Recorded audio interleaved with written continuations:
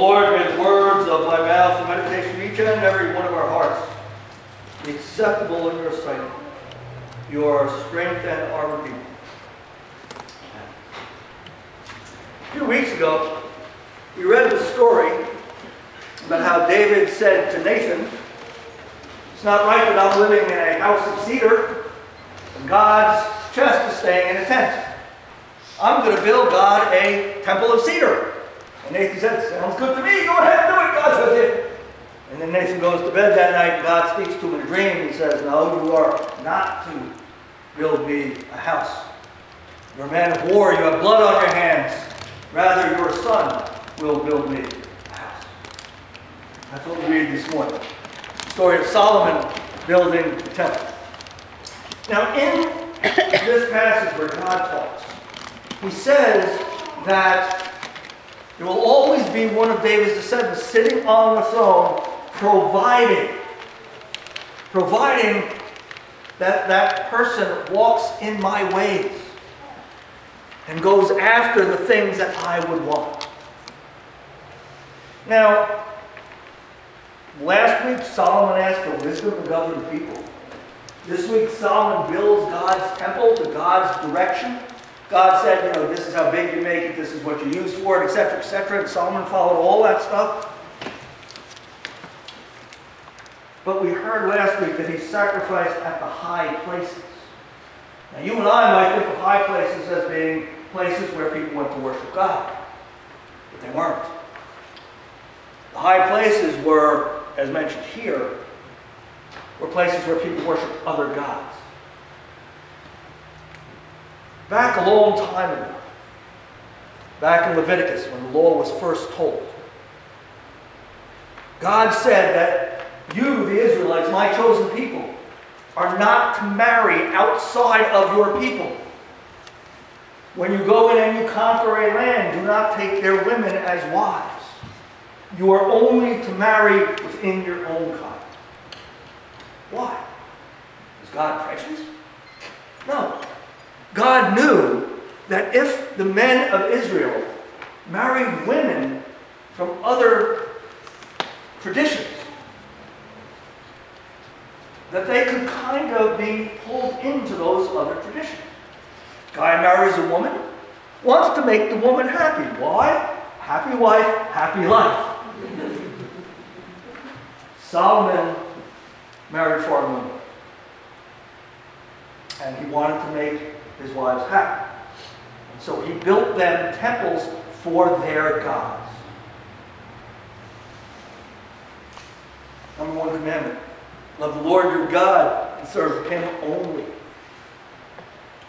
God takes that one really, really, really seriously. In the scriptures, we have the image of Israel as the bride of God. Now, if the bride of God turns and goes after other gods, that's analogous to what? Adultery. God takes it really, really seriously. So Solomon went and gave sacrifices at these places that he had built to make his wives happy. And he went against God's ways.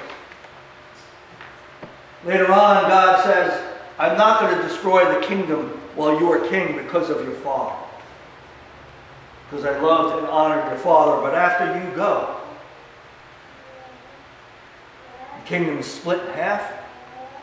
And eventually,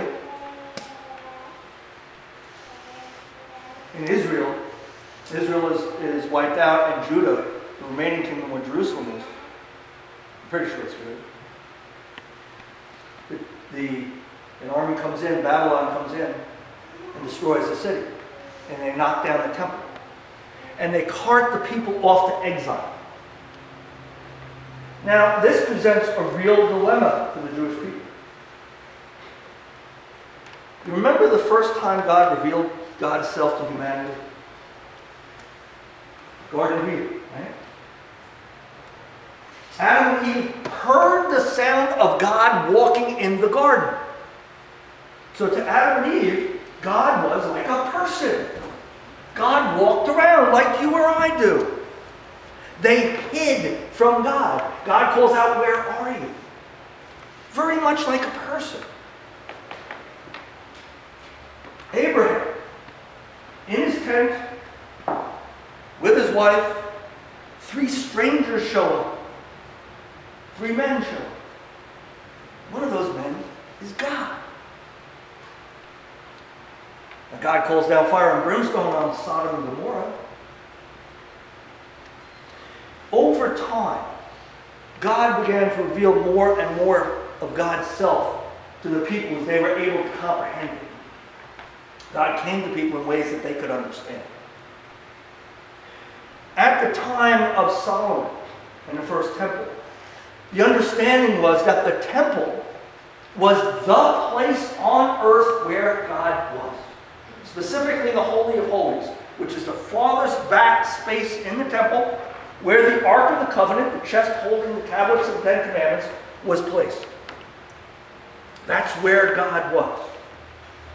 And the law calls all Jews to come to Jerusalem to celebrate the Passover, the biggest event of the Jewish year. Because that's where God was. Now, you're conquered, you're taken off as slaves into captivity, and the temple, the place where God was, is knocked down. How do you worship God? Worship of God was going to the temple and giving a sacrifice, but the temple isn't there anymore. And even without the building being there, the place is there, but we can't go there. So how do we, as the Bible puts it, how do we sing the songs of God in a foreign land? Now in Ezra and Nehemiah, the new ruler allows them to go back and to rebuild first the walls, and then to rebuild the temple and rebuild the city. They're no longer an independent state, they're underneath another state, but they're able to rebuild the temple. Zerubbabel is the guy who rebuilt it. It's called Zerubbabel's temple. That's the temple that Jesus knew. Now Herod wanted everybody to think how wonderful he was, so he did all kinds of building projects and stuff. He built real tall buildings on Fifth Avenue. It had his name on the front, it's called Tower. And he fancied up the temple. So the temple that Jesus saw when he was walking around was referred to as Herod's temple, but it was actually Zerubbabel's. If you read the interchanges between Jesus and the religious authorities, and you look at what is being said about the temple itself, it's clear that the temple had become an idol. Now the Ark of the Covenant wasn't there anymore. It disappeared when the temple was knocked down. There's a group in Ethiopia who believes that they are the lost 13th tribe of Israel, and they've got a little church, and they say that the Ark of the Covenant is inside and no one's allowed in. I don't know. Who knows?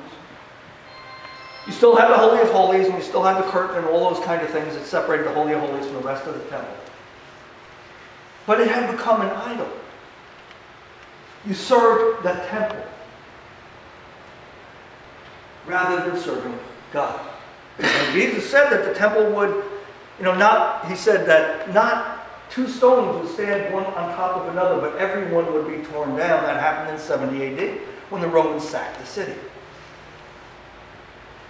The Apostle Paul talks about how relationship with God is not based on this building, but rather a relationship with God is based upon our hearts being open to God, and a way in which that is strengthened and a way in which that we can live that out is through the Eucharist. And so Paul is positioning communion, the Eucharist, as a central thing of faith and relationship with God, as opposed to a building. I was in a church up in Stony Point. The church existed, that church existed before Stony Point existed. And at the time, Stony Point, which if you look at Rockland County, which is a triangle, one side is the Hudson River, the other side is the northern border of Jersey, and then there's the side that connects those. Stony Point is at the top of that triangle. And originally it was part of Haverstraw, which is the next town down. And Haverstraw, at the time, Methodist Episcopal Church, wanted to plant a Sunday school up in the northern area of the township because a lot of people are moving up there. And so they planted this Sunday school. And the Sunday school eventually ended up becoming St. George's Methodist Episcopal Church. St. George's, over its time, around the turn of the century, late 1800s, they had a parsonage across the street from the church, and it was falling apart. And the fence had fallen down, so the trustees built a new fence. And a new pastor came in, and they're looking at the house, and they're saying, you know, it needs this, it needs this, it needs this. Well, what's it going to cost to do this? So they went and they figured out what it would cost to fix everything in the house and just bring it back up to snuff. Not make it luxury, but just bring it back to where it should be. And it turned out the cost to do that would be as much as building a brand new house from scratch. And so the trustees of the church, along with some like-minded folks, said, well, you know what, over the years since the church was founded, most people have moved down to the center of the town, i.e. 9W, about 1.5 miles down the road. Horse and buggy days, so 1.5 miles was significant. And they said, why don't we build a house down there? This way the pastor can take care of the needs of the people during the week, and then he can come up here on the weekend to lead worship. And it sounds like a good idea to me. And so they went ahead and they found a piece of property. And they arranged for a buyer to buy the property where the original parsonage was done. They got their permission through quarterly conference, which was the precursor to annual conference. Because the trust clause, all United Methodist property is held in trust for the annual conference, so the annual conference has to make a decision to do that, and they delegate a lot of those authorities to the local church trustees. And so everybody was all in line, and a letter shows up. And it's a letter from a contingent in the congregation that says that the trustees are acting outside the scope of their authority. This is not the will of the congregation. This new pastor has no right to do this, and we're filing a lawsuit to stop it. And the lawsuit worked its way all the way through the Supreme Court, up to the New York State Supreme Court. They were going to buy a page in what was the Relay, the Methodist paper, but when they saw what they wanted to put in, they turned it down because they felt that it was libelous. So they bought a full page in what was to become the Rockland County Times. And basically said, quoted scripture, the job of a pastor is, close quotes, is to do this, close quotes, and not sell parsonages. And it went through all this kind of stuff. State Supreme Court in New York held that the trust clause is indeed valid, that the conference trustees have the right to make these decisions, and they delegate those authorities, a certain portion of those authorities, to the local church trustees. And so what happened was a church was built on that property, a house was built on that property, parsonage, and then a small tabernacle next to it, and a few years later, the church was built. The church was called the Methodist Episcopal Church of Stony Point. About 5 years later, St. George's burned to the ground. All the people there rebuilt St. George's, and they renamed it the First Methodist Episcopal Church of Stony Point. I served both of those churches. It was an interesting dynamic. The one church, First Church, had a plaque on the building. It said, I am First Methodist Episcopal Church, also known as the Creek Church. On my grounds your mothers and fathers worshipped. Would you let me down? 1904. No mention of God. No mention of Christ. No mention of anything. The membership was made up of 4 families that had intermarried over the years. Again, a very interesting dynamic. Bishop Devidar, when he came to the greater New Jersey area, he did what Bishop Johnson did and several of our other bishops did. He did a tour, and he went to all the churches. And because of the interesting nature of the relationship between the two churches, I made a request that he would stop at both. At 2 Point charges, he was stopping at one church and would meet the people at that church. I requested, please stop at both because of this, and my DS talked to him. He said, fine. He comes to First Church, and again, that plaque kind of says it. It's about the building. And he comes and he says, okay, I'm going to go down to the other church, and the woman who's the matriarch of the church, well, come on in and let us show you our building. And to his credit, the bishop said, it's not about buildings. It's about making disciples of Jesus Christ. Now, a lot of us will hear that story and think about that church and say, wow, how can a church be like that? But it's not uncommon. There are lots and lots and lots of churches around for which the building is of utmost importance. You know, we lament the lack of membership and people not coming to church anymore. We have new folks coming in, but it doesn't offset the number of people who have passed or are leaving or moving. When we read the book of Acts, the day of Pentecost, the birthday of the church, there's that big noise like the rushing of the wind. There's the flames that come down on the apostles' heads. They all start talking in different languages that they had no idea how to speak before. I love the fact someone says, oh, they're drunk. Do you know anybody who gets drunk and can speak a foreign language perfectly? Peter gets up and starts, oh, they're not drunk, it's only 9 in the morning. This is what the prophet Isaiah talked about. And he preaches. You know what happens as a result of this preaching? 5,000 people were added to their number that day. Now you know what the apostles did? They started a building campaign. Because you have to build a big church that can fit 5,000 people, right? No. 5,000 people added to their number that day. You know what that would mean? You would have 150-person house churches start. They would meet to worship in each other's houses. They didn't have church buildings. Yes, they would go to the temple and sacrifice and worship because they followed the law. But it was about making disciples of Jesus Christ and not about building. Several years ago at annual conference, there was one pastor who used to say that every building we have in a conference that's over 40 years old, we should burn to the ground and rebuild. I'm like, okay. Well, you got a lot of people who are dedicated to building. You know, my father, my grandfather, my great-grandfather helped to build this church and maintain it. I want to carry on that family legacy. And that's a very common thing. You know, when you ridicule that, my father gave that light bulb, I got to protect it. That's the ridicule of that. But there is something cool about that, because that kind of dedication and devotion allows a church to stay around so that people can come to know who God is.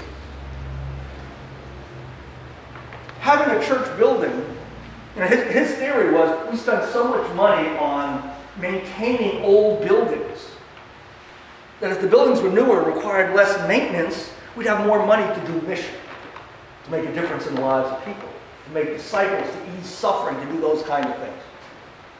My thought was you'd probably lose 3/4 of the people if you did that. But the point he was making, along with the point I was making with that story about Stony Point, when we talk about church, you know, the image that comes to most of our minds is a building. This is church. Well, it's not what the Bible says. The Bible says, you guys are church. The church is the living community of Christ followers on the earth. That's what church is. So the question that follows then, why do we have buildings? Well, you need some place to meet if you're going to have a number of people.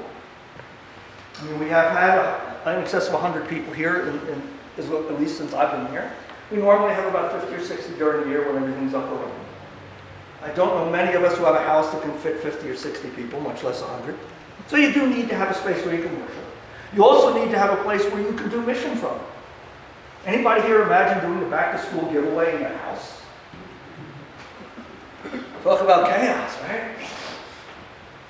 You need to have a place from which you can learn and get inspired and do mission, and then go use that as a home base to go out into the community and do mission and spread the gospel. Let people know about the love of God. That's what church is about. That's why we have a building. We don't have a building because we have a building to enable us to do what we're supposed to do. The problem with the temple was not that they had a temple. there were some, where did Jesus go to worship and teach? He went to the temple. After Jesus' resurrection and his ascension, where did the apostles go to teach? Went to the temple. Yes, it was the center of society, but it was also a holy place, as the church buildings are holy places. The problem came, not that there was a temple, but the way in which the temple was viewed. That it became an icon. And it became the center of people's faith. Not a vehicle by which to connect to God. And that is a danger for us. In these days when churches are shrinking, an awful lot of churches have gone into what's called survival mode. Every bit of our thought and being is about keeping the doors of the building open. Mission tends to go by the wayside because it costs money. We need that money to pay the electrical bill. Outreach goes by the wayside because it costs money to do that, and we need money to pay for the oil in the winter so we can have heat. There's a big church, Presbyterian church up in Haverstraw, Central Presbyterian Church. It's a huge, huge church. You walk into this place and the floor kind of slopes down towards the front. Huge organ pipes in the front of the church. Absolutely magnificent. They have 20 people worshiping in that space every Sunday. Paying for it is next to impossible. And you can see the signs because there's maintenance. It's not done. But when you're in survival mode, when churches slip into survival mode, all the stuff that means to be church ceases. And those churches become churches in name only. The Book of Discipline says that the purpose of the church is to make disciples of Jesus Christ for the transformation of the world. Period. Then it says the local church is the most significant arena in which that happens. Jesus said, last thing he said to his disciples before he ascended, go out into the world and teach people all that I have taught you. Commanding, baptizing them in the name of the Father, the Son, and the Holy Spirit. And lo, I will be with you always until the very end of the year. In other words, go out and make disciples. Something we've got to keep in our mind. Because you know what? Church structures, things we hear in the media, different kinds of religious type of institutions, frequently will talk about taking care of your building. We focus on that. We have to make sure that we keep focused. Keep first things first. Make disciples of Jesus Christ for the transformation of the world. And it doesn't happen instantly. You know, in ancient Israel, it didn't go from one day being a place where we went to focus on God and to worship God to all of a sudden being a place of business and an icon. It didn't happen in one day. It happened gradually over time. And that's what we have to be on guard about. That we don't allow our own mindsets, and the mindset of our church, our collective mindsets, to be that this building is of utmost importance. Rather, that this building is a tool by which we make the love of God known. And so when you find yourself slipping, you start thinking about how important the building is. Remember and remind yourself that it is important only in that we use it in order to make disciples of Jesus Christ for the transformation. Let's pray. Lord God, we give you thanks for the building that you've given us so that we can go and make disciples of Jesus Christ for the transformation of the world. Sometimes the building's a challenge, God. We have electrical bills, we have heating bills, we have insurance bills, we have all these different kinds of things that we have to take care of, not to mention maintenance and repairs, and we tend to get overwhelmed by this. And when we get overwhelmed by it, we tend to focus on these things and they begin to take on more and more importance. Lord God, help us to be focused on what we should be focused on, to keep first things first.